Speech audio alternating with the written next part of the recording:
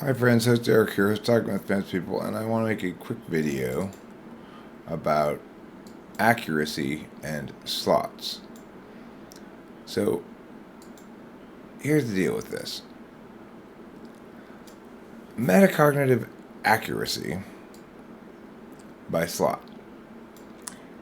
In an earlier incarnation of this, I referred to it as honesty and distinguished between willingness to be honest and ability to be honest, but I realized that I was making a mistake there. What we're really talking about is metacognitive accuracy.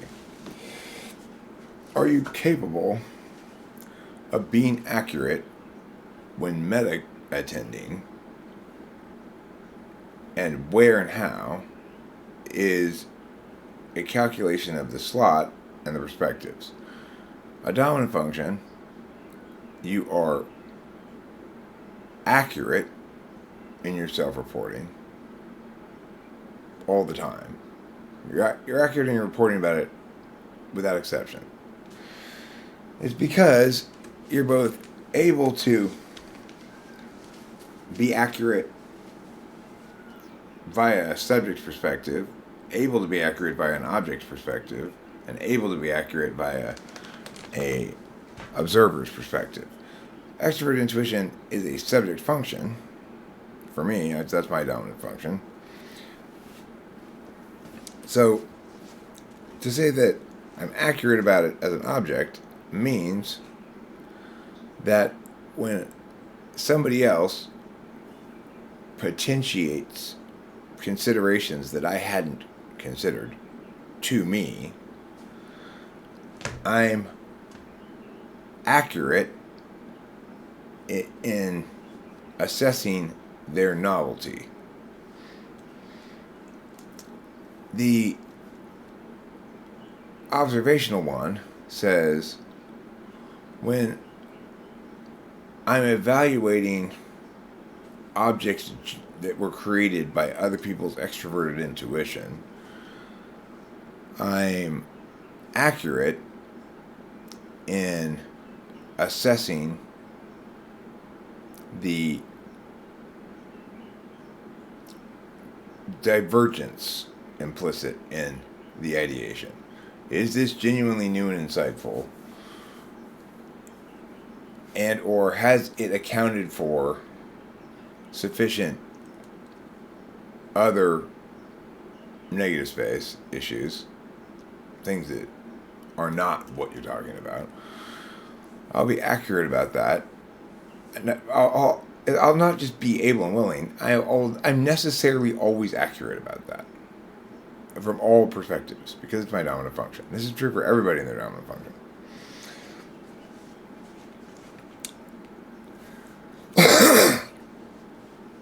Second function, you're able to be accurate from all three perspectives, but you're only willing to be accurate via two perspectives. So, for me, it's TI. I'm able to be accurate as a subject, drawing distinctions, determining statuses by calculating sets of symbolic expression against other sets. And I'm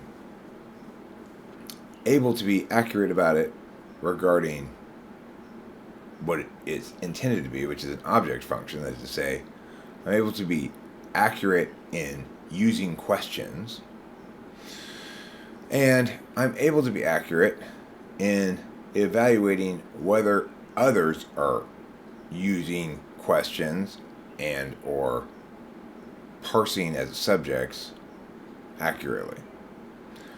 But I'm only willing to be accurate about it from a subject and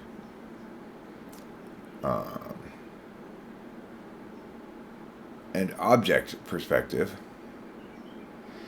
I'm not willing to be accurate about it from an observer's perspective, because to be accurate in my attention to TI stuff is to acknowledge that there are limits to its utility imposed by the conditions under which it's being used. Namely, because I'm FI polar means I'm really only able to be accurate about TI as a subject and as an object, which is like, I'm accurate about what more information I need to calculate something. I'm accurate in my calculations of something, but I'm not accurate about when something should be calculated with that. Third slot function, I'm able to be accurate in 2 of 3 frames. Again, for me, it's subject, because not just because FE is a subject function, but because my dominant function is a subject function, so that kind of cascades down. And I'm also able to be accurate about it as an observer, which is to say, I can be accurate about whether other people are being cringy, but I'm not accurate about it as an object. I don't have a good understanding of how others perceive me, really. I'm additionally unwilling to be accurate about certain things about it. So I'm willing to be accurate as an observer, and I'm willing to be accurate as an object, which is to say, I'm willing to accurately tell whether other people are being cringy, and I'm willing to accurately receive other people's FE feedback, but I'm not willing to provide much of it to anybody else. Now, this doesn't mean I'm entirely unwilling, right? It's just, this is a shorthand expression to convey a concept. In the fourth slot, I'm able, with SI as a knowing function, which is to say an observer function, I'm able to engage my introverted sensing accurately as an object. Oh my god, I'm starving. Or as an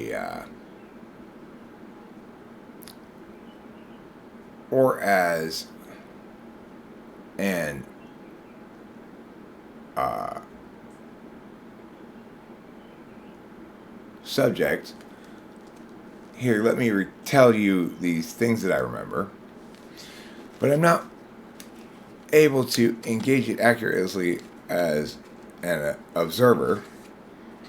I'm not paying enough attention to how your state of being is physically to be accurate in observing it. And I'm only willing to be accurate in one of those areas, and that's as a subject. So, while it's true that I'm able to be accurate about my own physical state of being, I'm not willing to direct enough attention to it to actually be accurate about my state of being until it's urgent. Fifth slot. I'm able, again, for me, I'm NE Dom, so NI fifth. I use me as an example because I'm an SI person, so I know from me first. In the fifth slot, I've got NI. I'm able to be accurate about it as a observer, and I'm able to be accurate about it as an object, but I'm not really able to be accurate about it as a subject. It is the case that I'm able to, being a subject type, successfully create things that coalesce into objects that engage other people's introverted intuition successfully. But even then, that happens by me converting the NI process into an object perspective. Trial and error. I don't, as a subject, have a vision. I, as an object, find out what my vision was. I have to do this kind of tricky kind of distract myself thing in order to let NI happen, and it always happens when I'm looking over there, so to speak. When did I get have to saying "so to speak"? This is a recent phenomenon. I need to stop that. I'm willing to use my fifth slot function to be accurate in only one way, and that's as an observer. So your truth can't constrain me. I'm not good at making sure that everything I'm saying is the truth, except through SI. When I'm trying to use too much intuition to make sure that everything I'm saying is the truth, so to speak, again, so to speak, then I'm very slow, like I am right now. I'm in this instance, because this concept is not something I've talked about very often before, or at all really, because it's new ideation for me. I'm having to use a lot more intuition to engage ideationally with the concept. Introverted intuition, real intuition. Extroverted intuition is the alternative to intuition. It's the opposition to intuition. It's the thing that says, when you go, aha, the answer is this. It goes, well, or it could be this, or this, or this, or this, or this, or this. So, in that regard, I'm only willing to engage introverted intuition accurately as an object of it. I know when something's good that's directed at me as a consumer of it. The difference between being an object and an observer with introverted intuition is a tricky one. Being an object of introverted intuition means you are impacted by the salience of somebody else's creation in a way that that when your NI attention is engaged towards that thing, it knows correctly about it.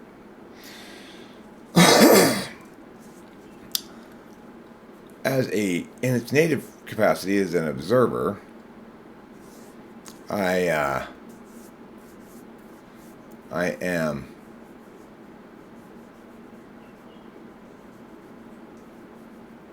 not I'm not observing, so it can't really kick in. Instead, I have to receive it in an object way, like watching a show or something. And in that case, I'm no longer observing a reality. I'm observing an entity or an identity. In other words, a time object, some kind of piece of media that has already eliminated for me the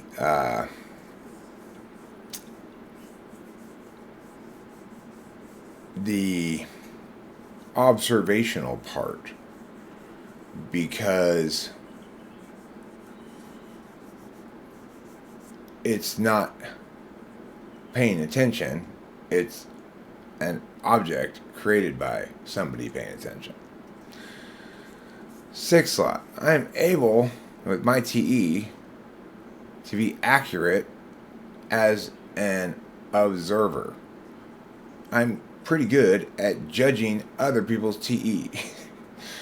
I'm not able to be accurate in actually figuring out how to solve things by attending by a TE, and I'm not able to be accurate about being an object of TE. Like, in other words,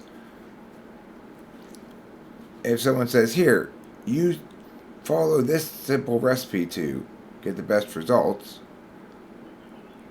I nevertheless deviate from it because I can't be accurate about its primacy in its correct domain. In the 7th slot, I've got fi, which is the deliberation function that's the alternative to my tool function.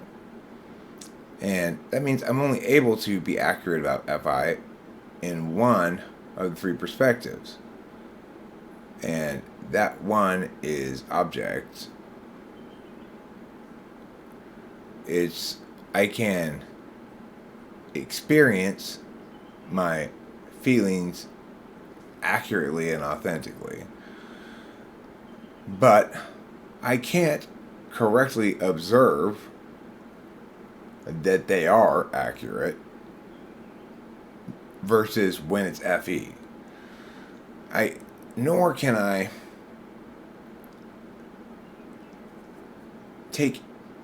affect any kind of action, word-based or impact-based, by attending via FI. So that's what I mean by accuracy. If I were to attend via FI in a subject capacity, then I'd be completely wrong about what's going to happen every time. So I attended via FI as a subject when I freaked out the other day and yelled at the neighbors all of a sudden. I was completely wrong about what that meant. I was very, very inaccurate about how that was going to play out because I was approaching it from a TI perspective. In order for me to have legitimacy here, I would have had to approach this differently from an FE perspective because that absence of that preceding conversation makes the sudden expression of anger unjustified. Well, that's being inaccurate about FI because my tool function makes it impossible for me to be accurate about it except in experiencing it in the moment. I'm accurate that when I'm watching something on TV and crying, okay? What I mean to say then is I'm accurate that I'm so sad for watching this right now. And it's a beautiful kind of sad though because I'm not turning it off. Additionally, I'm only willing to be accurate about FI from one perspective, and that is the object perspective again. It is acceptable for you to feel whatever you feel. It's never wrong to feel something.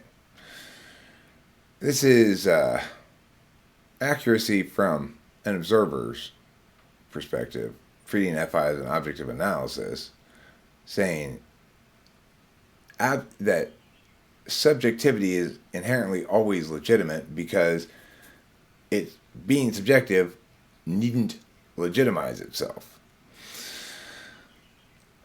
8th slot function. I'm able to be accurate in 0 of 3 perspectives. I can't tell you what I'm going to do as a subject. I can't tell you whether something was done well as an observer. And I can't tell you how much impact someone else's action is going to have on me as an object. Now, obviously, if somebody comes up and kicks me in the face and breaks my nose, I can accurately assess that hurt. So there's a machine code level of accuracy, sure. Although that's more of an SI accuracy. But the point is, I have no idea how big the impacts of that action are going to be rippling out forward. Very little clarity about that. In contrast, I have extreme clarity about how that vector plays out with words. So the great example of that is Club ENTP, who he, because he was very able and willing to be accurate about impacts of actualities as an SEDOM, he was completely unable to be accurate about impacts of words.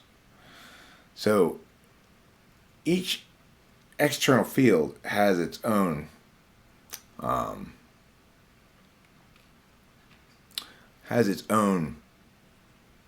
laws and grammars of sorts. It is the case that I can be accurate about how not doing something will avoid negative impacts. And I will always default towards that if the issue of assessing on SE levels arises at all. But mostly I'm so unconscious about it that I'm halfway through doing some bad, poorly understood SE before I even go, where I'm stuck out here, and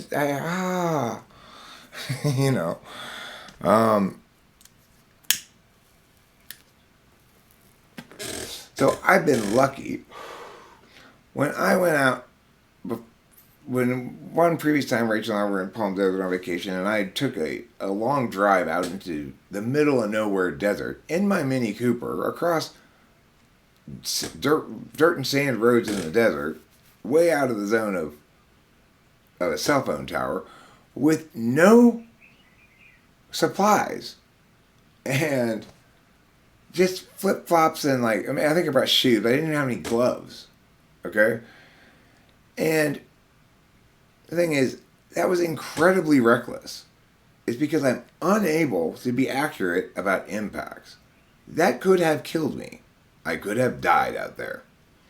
If my car got stuck in the sand out there, miles and miles from the highway, like it got stuck 5 feet from the highway when Rachel and I went to Laughlin, and made me go, oh shit, I can't believe you get stuck this easy.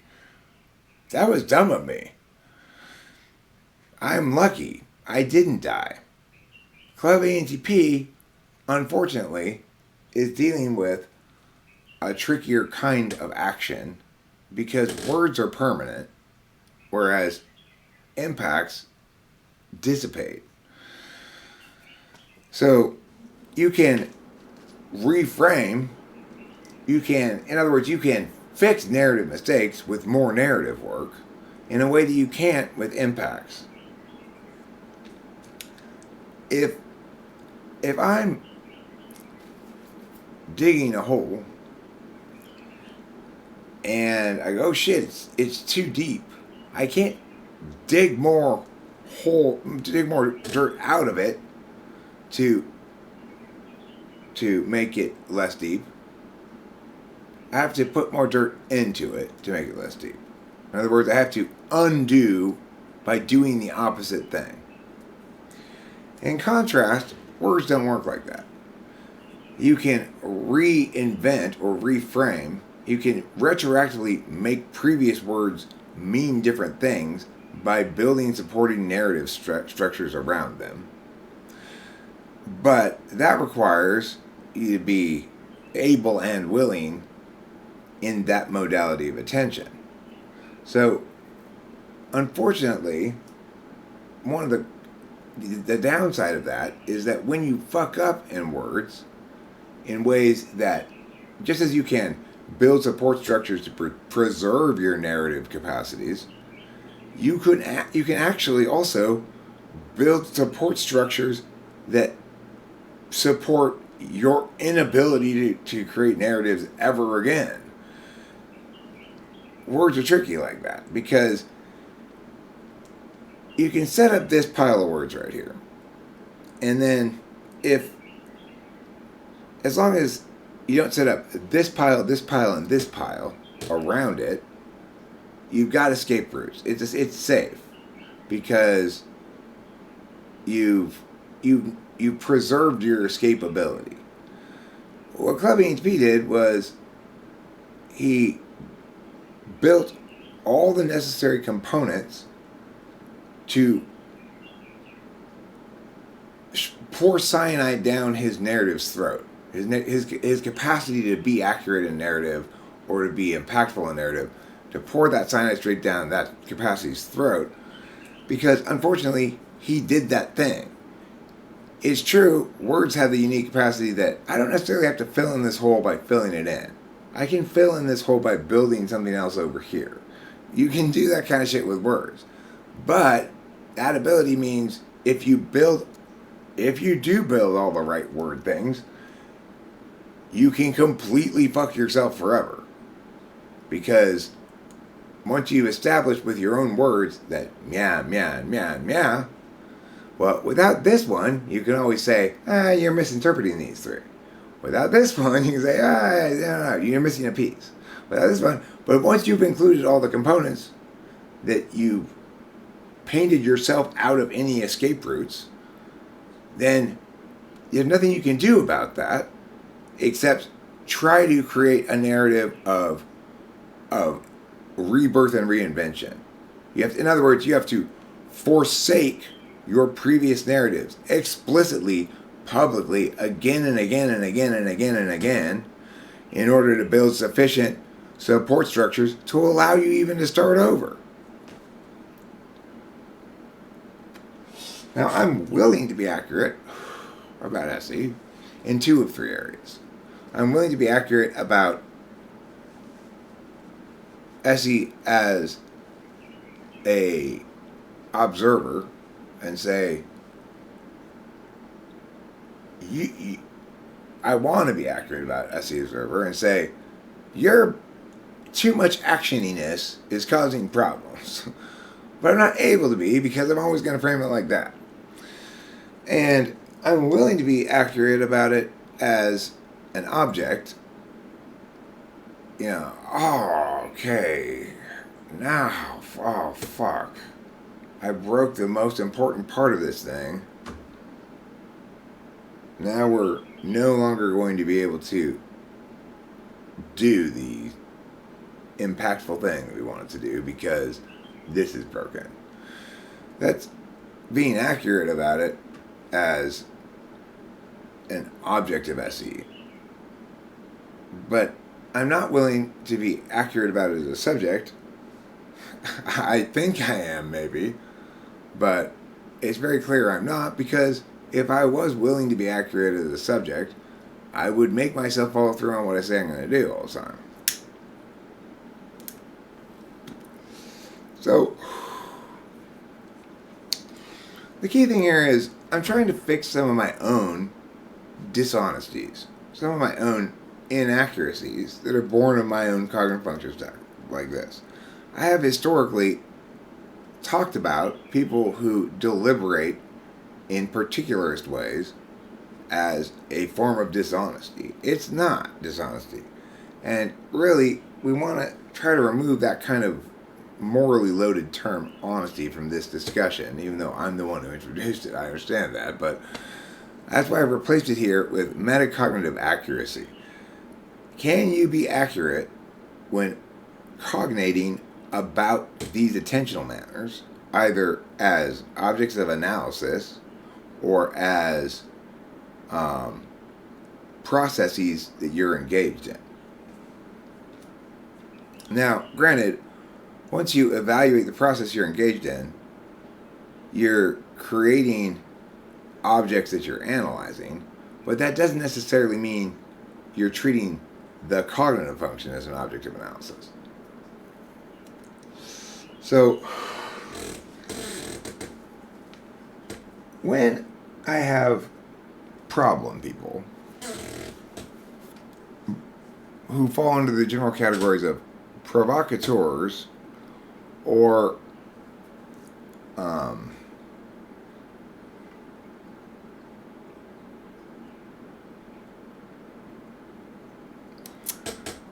expressions of their disability.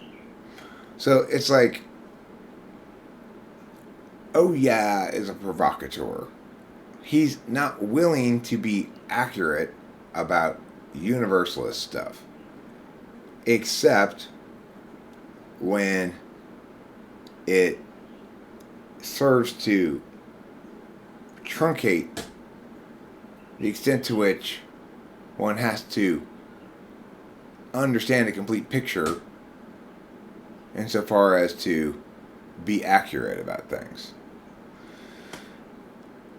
In other words, if you are, oh yeah, you come in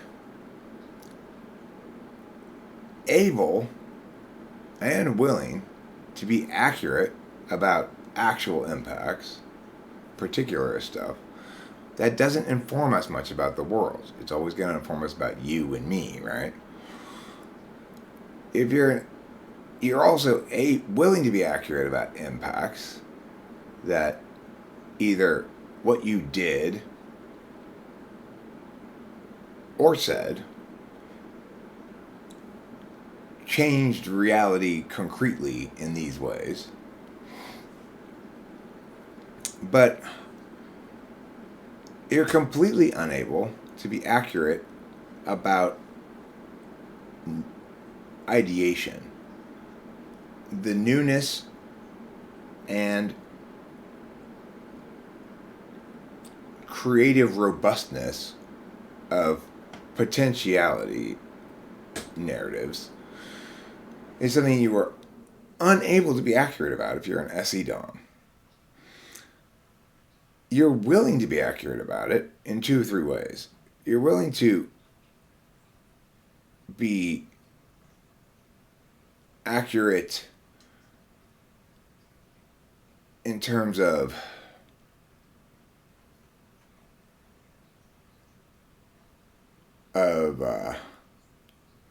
object and observer, but not in terms of subject, because it's always subsumed as a subject function by your dominant. So for ESTPs, it's not a big deal. It just means that they're accurate, but they're not telling the stories that are accurate. They're either explaining which of other people's stories are accurate, or at least not inaccurate. But that's a TI thing.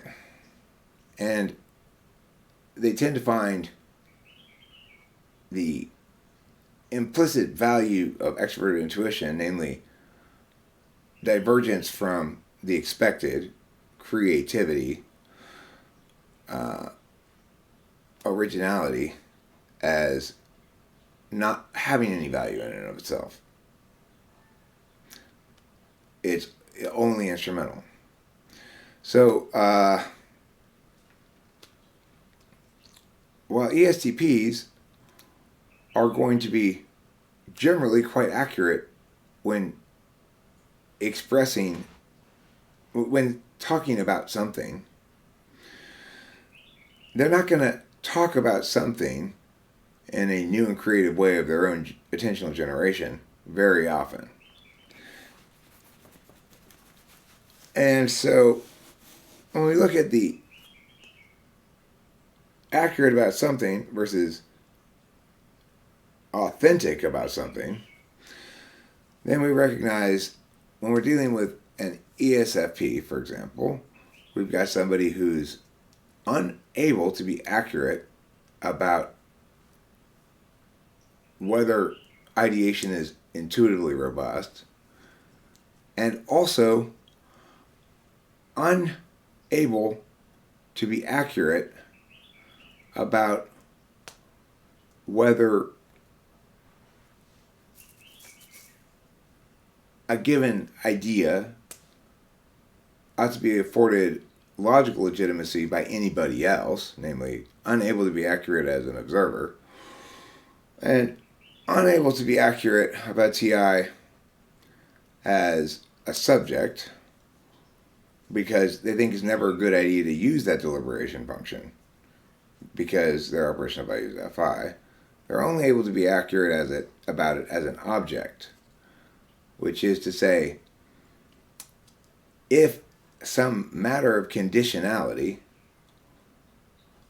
has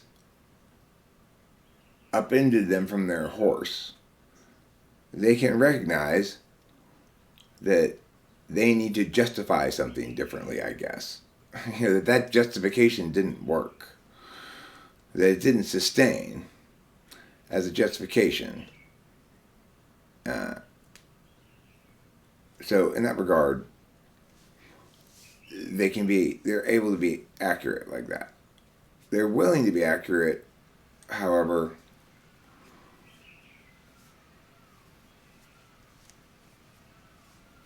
with the TI stuff, about TI, like about what it is, and in the specific instance being TI'd, only again as an object. They can ask questions to get more information and accurately determine whether or not you answered their question.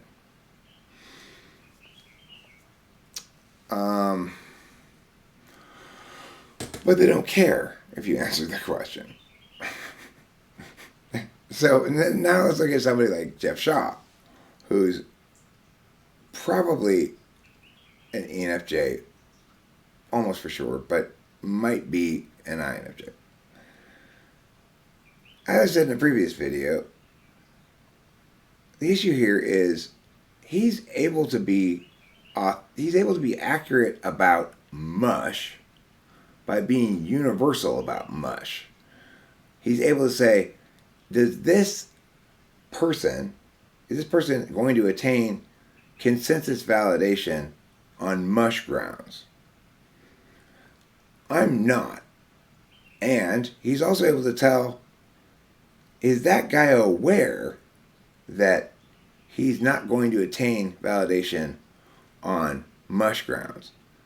And he can tell that I'm not very aware of it, that I don't have a clear sense of how others perceive me. But because that's his default modality, he's going to have to engage growth and remediation. And there are growth and remediation areas possible for everybody, but there are only a couple of them. So a possible growth area is you can have an increasing ability to add your dominant function's perspective to the seventh. So I'm increasingly able to be accurate as a subject with my feelings.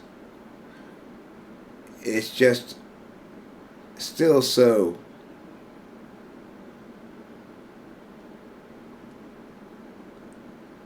it's just that it's still afforded so little attentional time, so little time on the attentional schedule that the real growth area is in being willing to afford it more time and being able to work around your deficits and recognize when a given matter is best served by that attentional matter, and thereafter making some effort to afford that attentional matter more time. It's exemplified as with Rachel when she has any kind of complaint. My first reaction, my native reflexive response is, don't be a complainer, or to check to make sure that you've got good justification to complain, because that sounds like dirty FI to me. But as I've grown older, wiser, and thanks to cognitive functions and its incredibly empowering quality of allowing you to grow in ways that are off limits until you understand this. Instead, I explicitly put myself in Rachel's shoes. I considered her experience So in other words, I FI'd by projecting SI somewhat, but I also put myself in her position in terms of overall position, and from the perspective of the being who's in that position, rather than from the perspective of me. Like, well, it doesn't matter what position she's in, she's responsible to behave logically given the position that she's in. Is the blind spot of TI tool. But like I said, there is growth capacity a little bit in cognitive functions. And that growth capacity comes along the vectors of what I'm saying here. If you are able to understand how your attentional configuration, your 1 and 2, constrain your capacity to be accurate in other ways, necessarily then, you're opening up the capacity to be more accurate in those areas, even if only via workaround.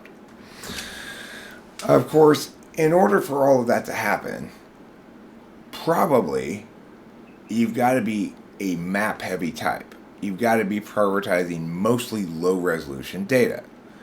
It's a lot easier to be accurate about the world than it is to be authentic about your mush. Because being accurate about the world requires you to only process low-resolution data. You've got to use words in ways that other possible words won't surprise you. That's extroverted intuition. You've got to use words such that you're observing that which is salient or most relevant or determinate about a matter, which is independent of your particulars, but inclusive of others' particulars, either the others being non-humans or the others being humans.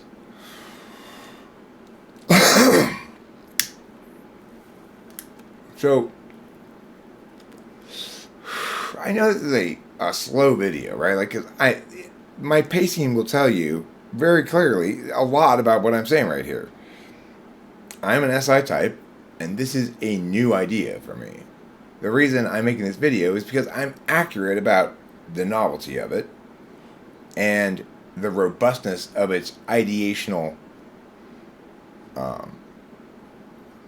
leveraging power. Correctly mapping negative space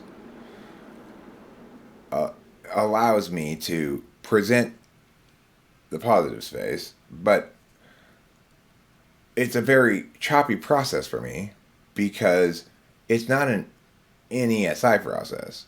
It's an NENI process. And I'm only able to be accurate about NI normally as an observer, as an object. I'm not normally able to be accurate with it as a subject. And that's what I'm attempting to do right now. I'm attempting to say, this concept is accurate. And this concept is a distinct and complete entity. But because I'm not accurate with NI as a subject, it's taking me 45 minutes to go over this little thing here, right? So, in contrast, if this weren't an NI concept, if it instead was a succession of notions I've had, I'd be able to go through each of those notions with much better concision because I have much better clarity regarding the totality of the NI concept because it's so much smaller and less new to me. I can rely on my experience to provide me knowledge about it in a way that I can't do in this video. Okay, so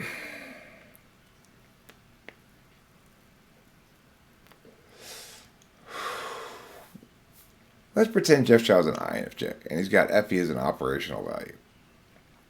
Well, that would be consistent with his continual communication that's ignoring NE and always NIFing. His approach to critiquing me is to make NI statements that are designed to impact other people's perceptions of me and convince other people of two things. One, that I oughtn't be afforded legitimacy to the extent that I claim I should, at least. And two, that he is the arbiter of accuracy. But, of course, to be the arbiter of accuracy regarding these matters, he'd need to be able to be accurate about NE as a receiving function. And, I mean, as an observation thing.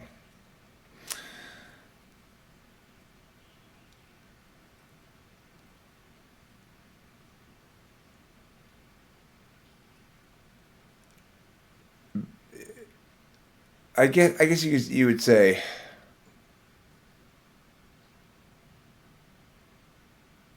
I haven't worked all that out yet. Sorry, I need to think about that more. But let's say he's an INFJ. He's got an operational value of FE, so he's presenting a bunch of NIFE statements, things that are concise expressions of a concept that's negative, and then positioning that concept next to signals of a cool detached evaluation. Interesting to note how you're, and then some bullshit thing about me, you never have anything I'm saying, right?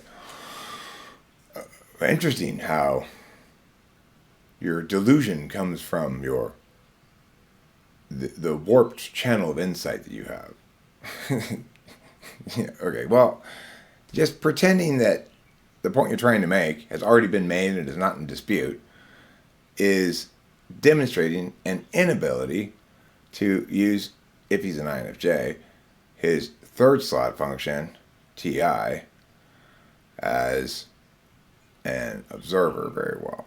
Because it's selfish, and it's selfish in the way that you don't want to use it in the same way that you're using as the native way of using your dominant function. So since NI is natively an observation function,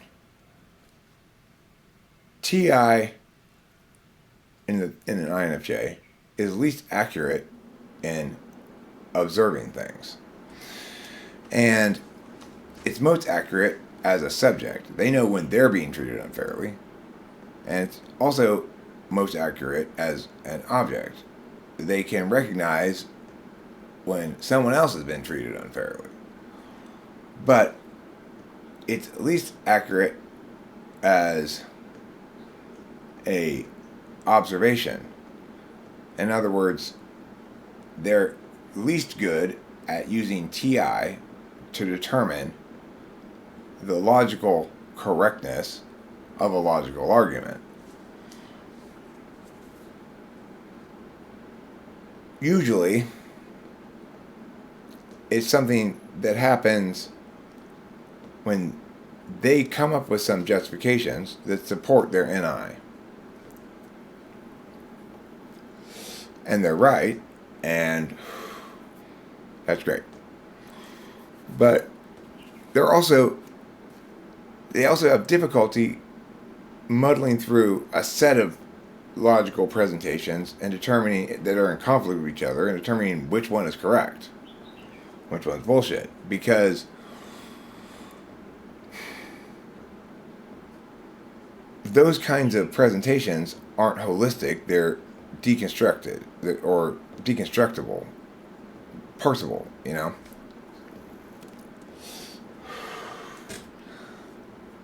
And lastly, if Jeff Shaw is an INFJ, there's also this strangely handicapped expression of SE going on. Because regardless of how many times he puts these kinds of comments, he's not getting the impacts he wants. He believes that his operational value will attain for him the results that he can usually get with it in conjunction with his first function. So normally he is able to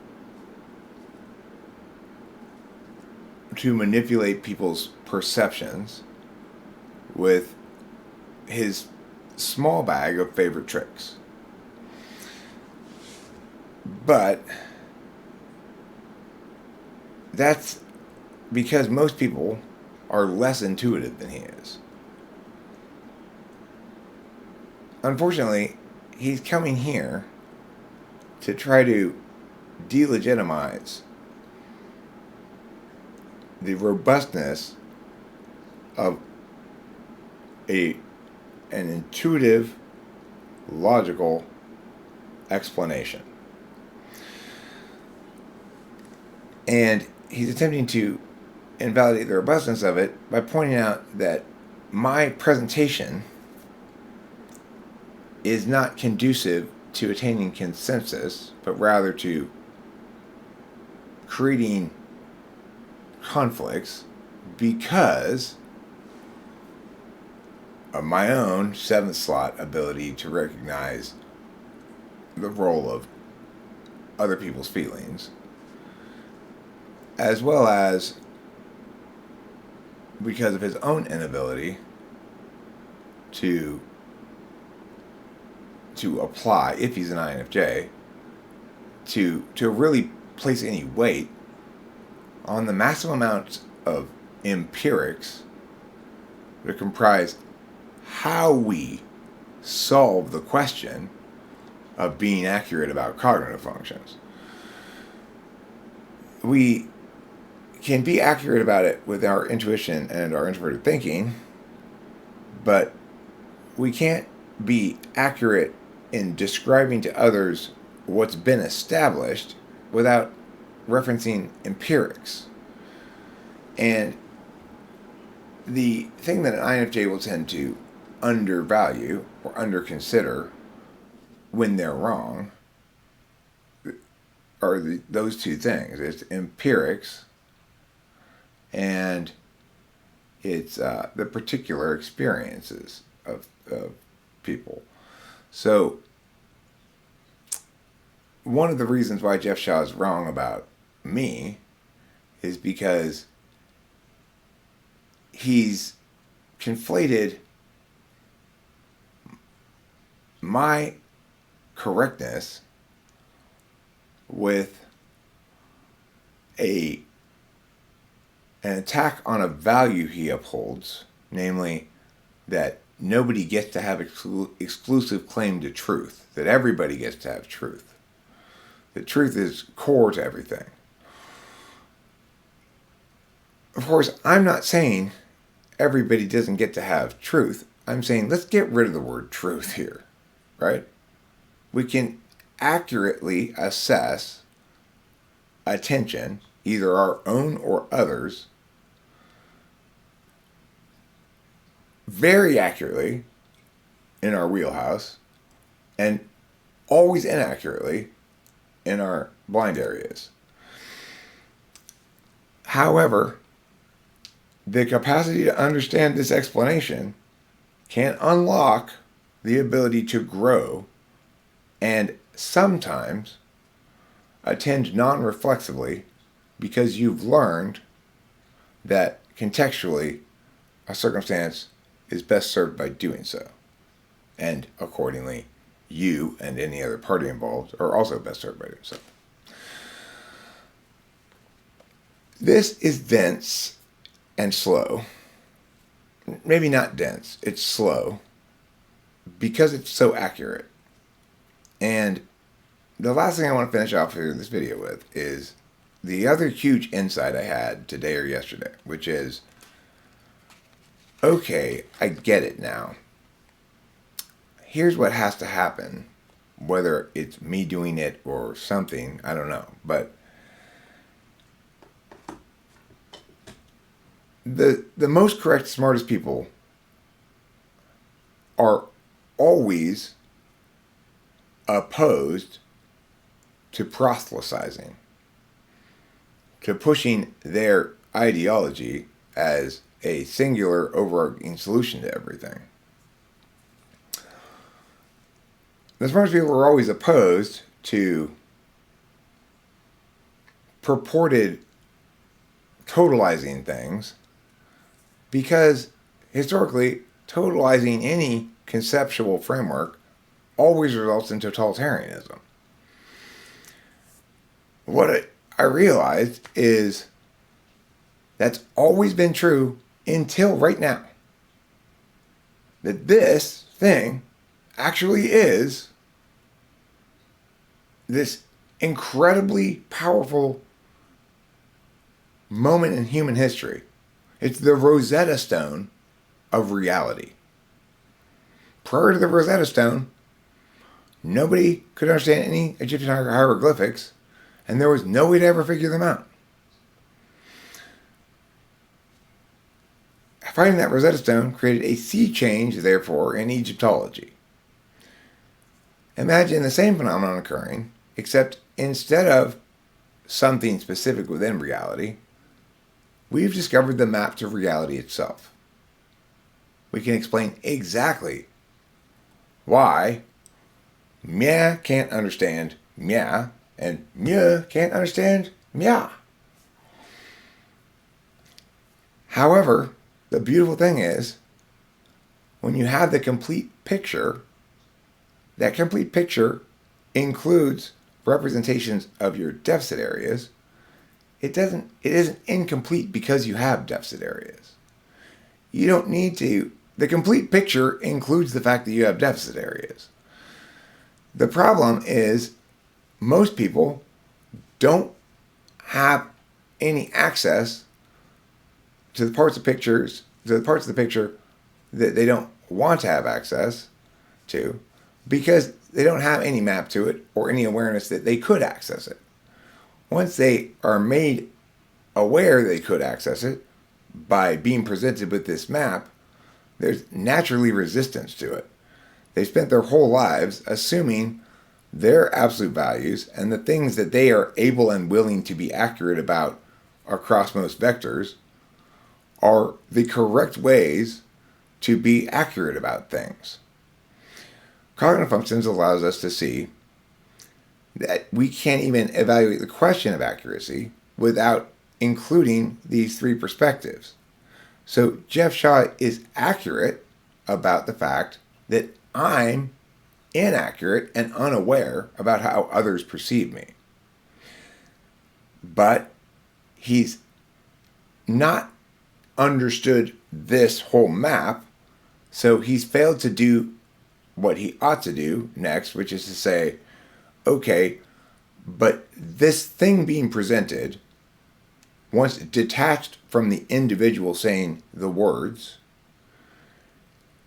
the only thing we lose in making that detachment is how that individual who's saying them is going to facilitate or counter-facilitate the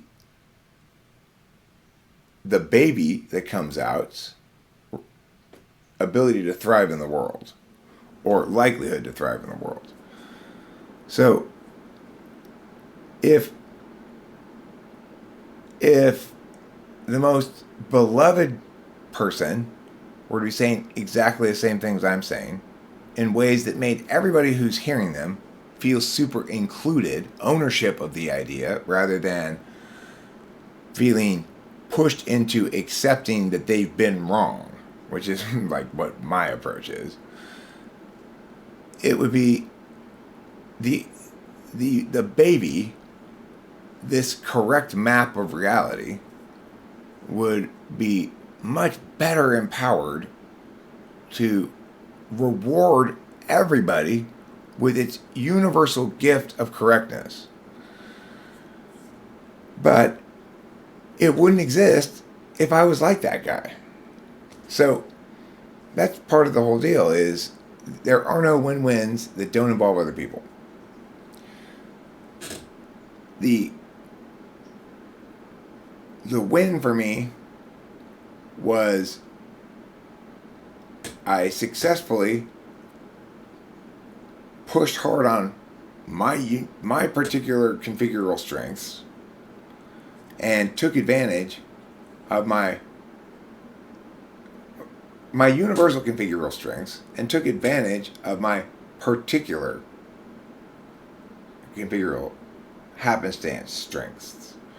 I'm an SI type for my knowledge function, and yet I'm operating on the metaphysical field where NI is the knowledge determiner, not SI.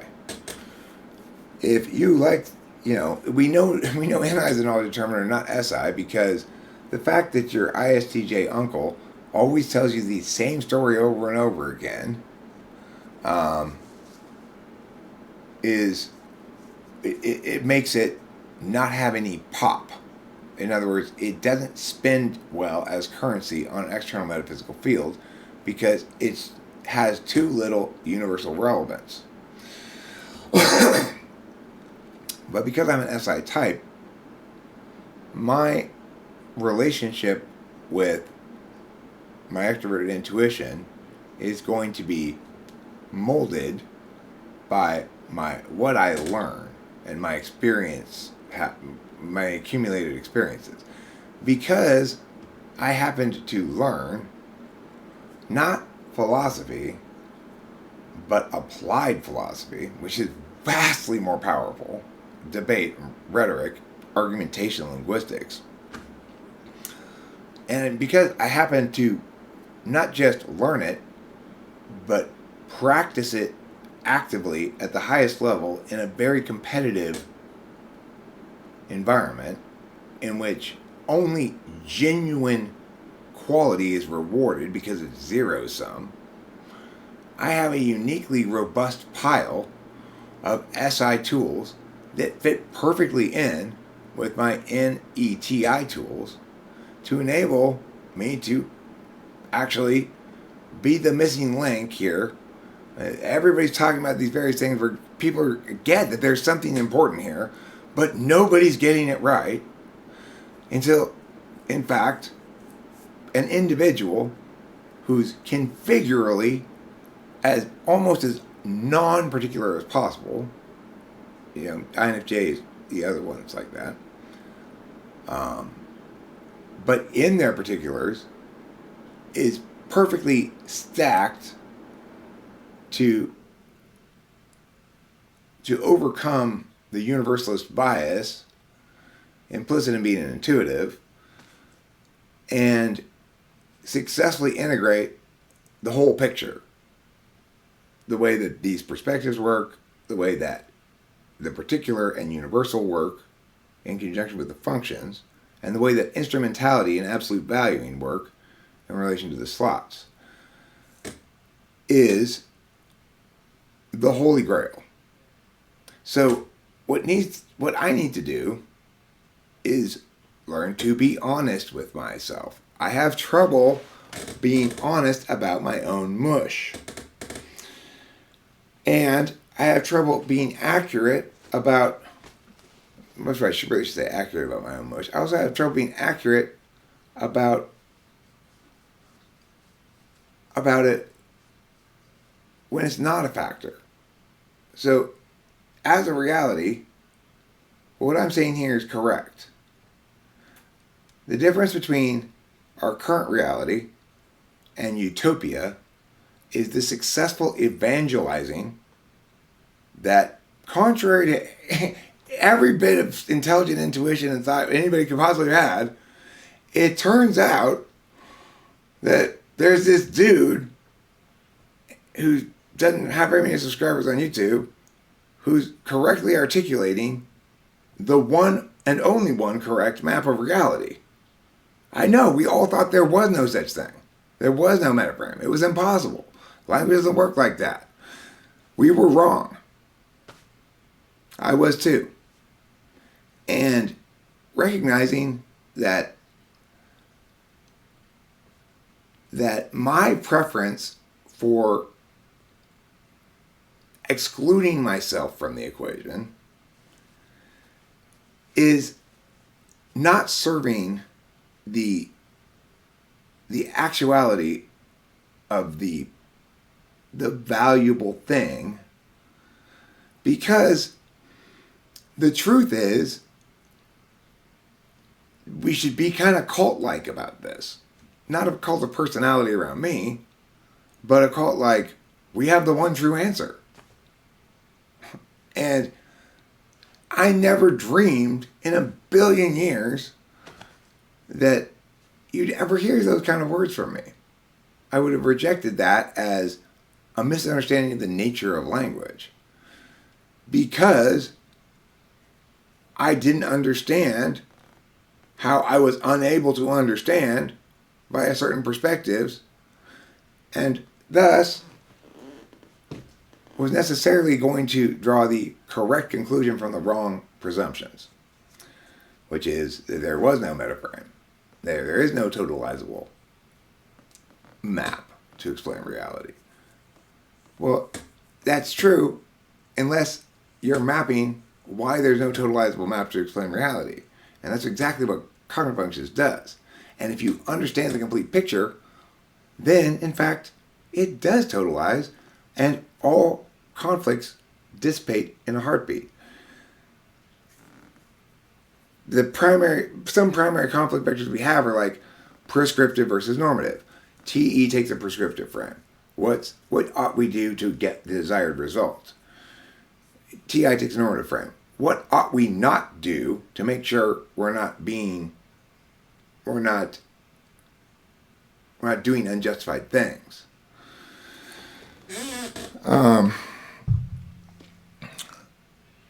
So the thing is,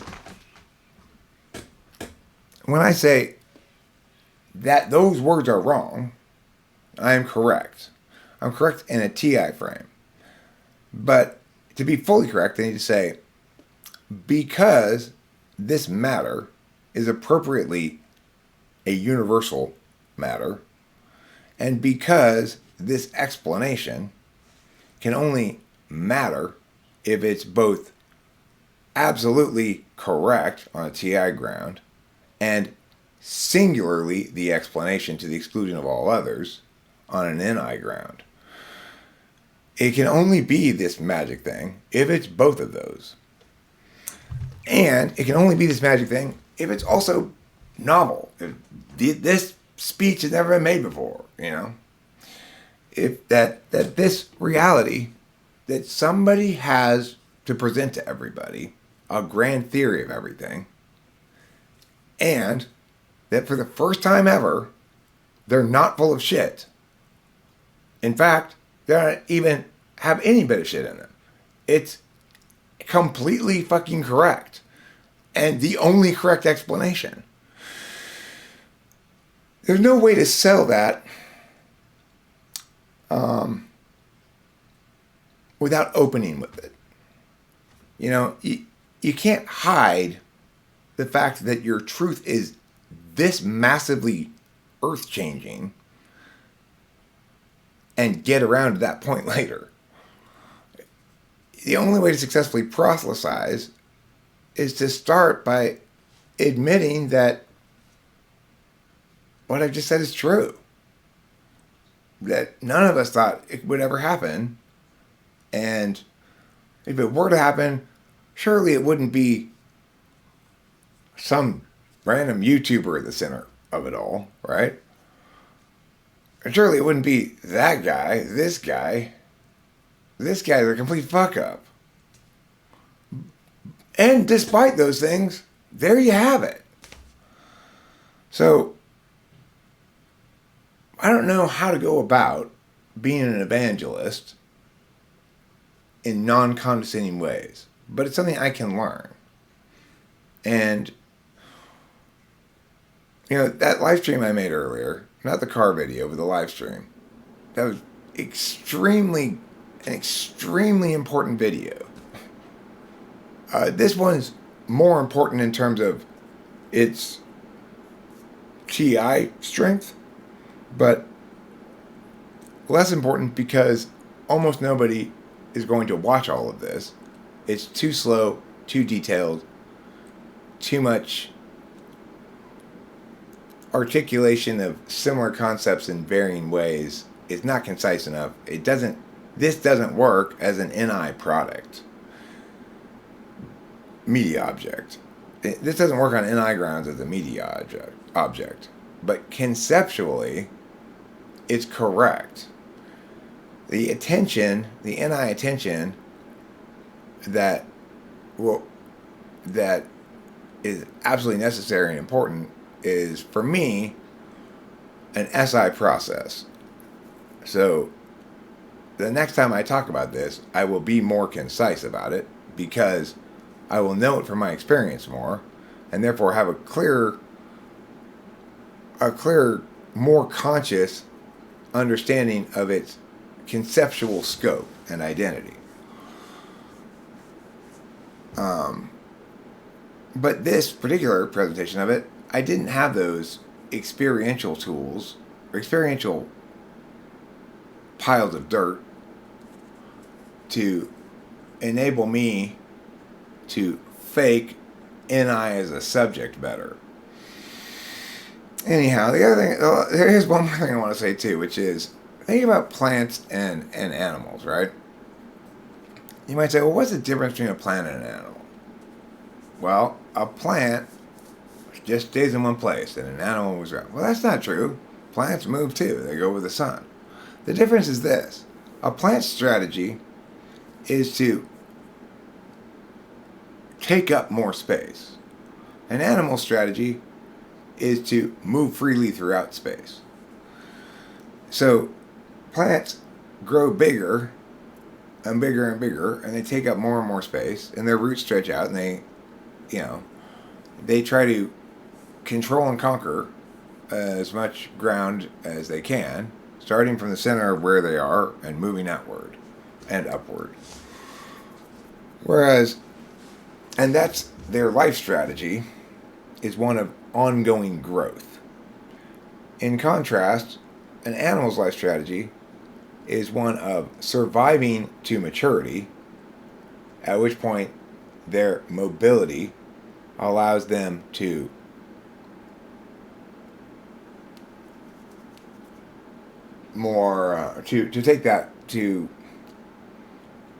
take advantage of the constraint of their physical selves into something more specific than a plant's, in order to enable their agency as a self to be less constrained. All right, that's it for this hour and 15 minutes of very slow and halting explanation. If you sat through this whole thing, it's because you genuinely want to understand everything. And good for you. Thank you. I'm still obviously working it all out myself. But that's the harsh truth that I've had to come to terms with. Well, Eric, you're just going to have to own this shit, you know? I know you want it to play out like, look, I just say the truth and it trickles down. That's what I would like it to play out like. But there's an authenticity element of growth for me, which is recognizing I'm not that authentically too cool for school. I'm not that authentically detached from the exciting value of something this powerful. And I don't authentically not care that you don't agree with me. I do authentically care that you don't agree with me. It makes me mad. I'm going to watch next and comment upon it, Ghosts of Jung's video about any politics. I have no idea what it says, so who knows? Maybe I'll agree with it, maybe I'll disagree with it, we'll find out. But I am impressed with the fact that Ghost of Jung continues coming around and throwing some shit out there and gathering data about what happens. The nice thing about me is if at any point you want to learn how to dismantle and annihilate any bad argument, just make it in front of me. That's all you got to do. Just make it in front of me. Ghost of Jung said the other day, might makes right. And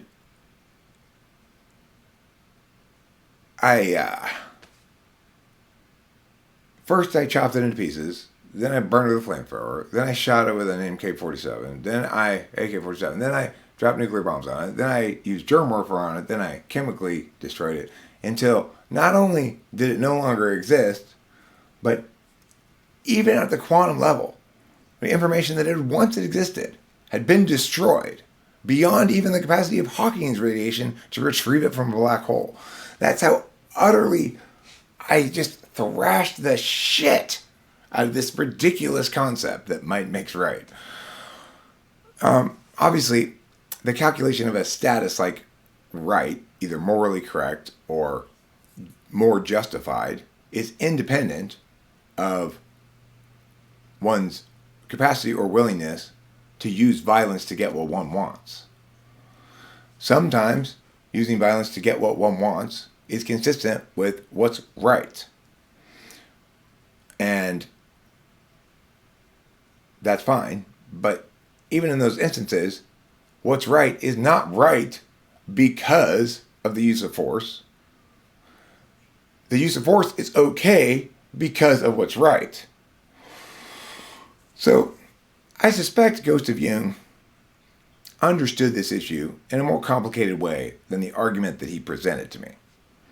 But I suggest to others, take advantage of an ability that INTJs and ISTJs have because of their FE polar.